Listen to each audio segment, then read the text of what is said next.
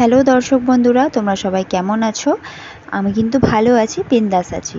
আমাদের পরিবারের সকলে ভালো আছে। তোমাদের পরিবারের সকলে ভালো আছে তো? অনেক খারাপ পরিস্থিতির মধ্যে দিয়ে যাচ্ছি, তারপরেও কেন বললাম বলো তো যে ভালো আছি, বিন্দাস আছি? আমরা শুধু ভালোটাকে নেব, খারাপটাকে নেব না, তা করলে তো হয় না। ভালো খারাপ সবটা মিলিয়েই জীবন, তাই সবটাকেই গ্রহণ করতে হবে। তো চলো বন্ধুরা, তোমাদের সকলের মঙ্গল কামনা করে আমি আমার আজকের ব্লগটা স্টার্ট করছি। তোমরা দেখতে পাচ্ছ দীপক ভ্যানে সবজি গোছাচ্ছে। হ্যাঁ, ও আজকে সবজি আনতে গেছিলো হাটে। হাটের থেকে সবজি নিয়ে ফিরল প্রায় 7:30টার দিকে। আজকে খুব অল্প পরিমাণ সবজি এনেছে আর সময়টা অনেকটা নষ্ট হয়েছে, কারণ ও হাটে গিয়ে ভালো করে ঘুরে চারিদিকটা দেখছিল, সবজির দরদাম কেমন আছে, যদি একটু কম পাওয়া যায় এসব ভেবেই অনেকটা লেট হয়ে গেছে।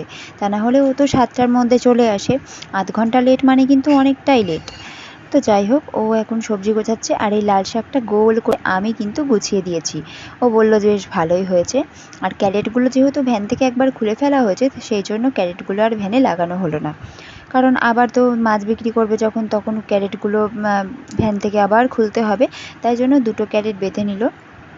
বন্ধুরা, তোমরা আশীর্বাদ করো ওকে, সকলে বড়রা যারা রয়েছে গুরুজনরা ওকে আশীর্বাদ করো, যাতে ও খুব ভালোভাবে দুটো ব্যবসা যেভাবে কন্টিনিউ চালাতে চাইছে চালাতে পারে।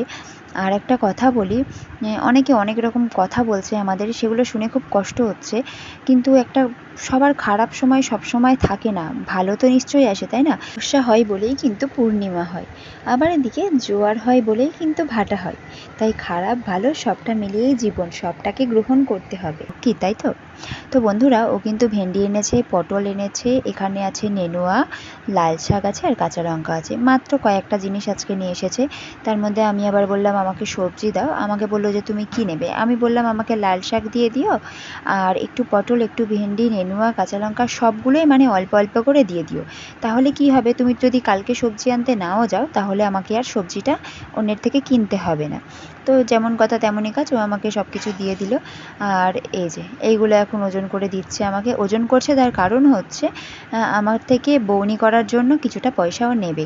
যদি অন্য কোনো কাস্টমার চলে আসতো তাহলে আমার থেকে আর কোনো টাকা নিত না, যেহেতু অন্য কোনো কাস্টমার আসেনি সেজন্যই আমার থেকে টাকা নিল। দীপক সবজি বিক্রি করতে চলে গেল, চলো আমি আমার কাজ করি। দীপক চলে যাওয়ার পর আমি আমার ছেলেকে একটু পড়ালাম, আরও টুকটাক কিছু কাজকর্ম ছিল সেগুলো করলাম।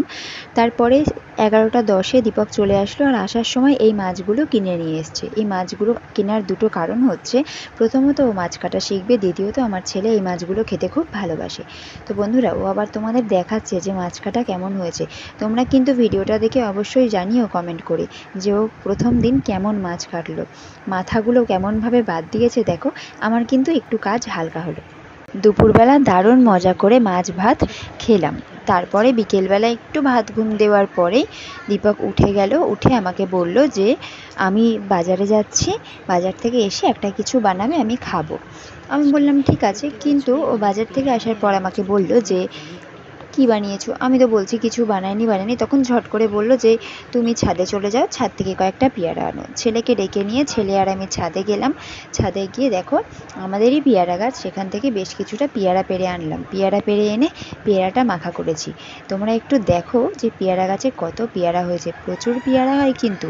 ছটপট কমেন্ট করো পেয়ারা খেতে কে কে ভালোবাসো।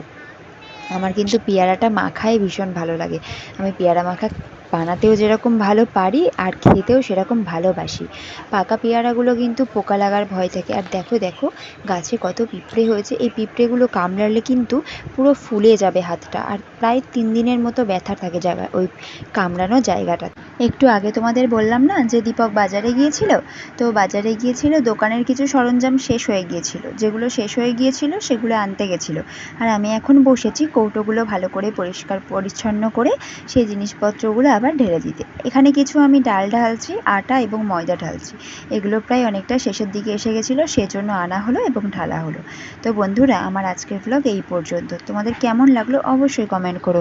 আমার ভ্লগে যদি কোনো ভুল ত্রুটি হয় সেটাও কিন্তু কমেন্ট করে জানিও, তা না হলে আমি কিভাবে তোমাদেরকে ভালো এবং পুরো ফ্রেশ পরিষ্কার পরিচ্ছন্ন ভ্লগ দেব। ভুল ত্রুটি তো তাহলে থাকতেই থাকবে, তোমরা যদি কমেন্ট করে না জানিও। টাটা বন্ধুরা, আমার ভিডিওটা যে দেখছো তাকে অসংখ্য ধন্যবাদ জানাচ্ছি আর অনেক অনেক ভালোবাসা দিচ্ছি।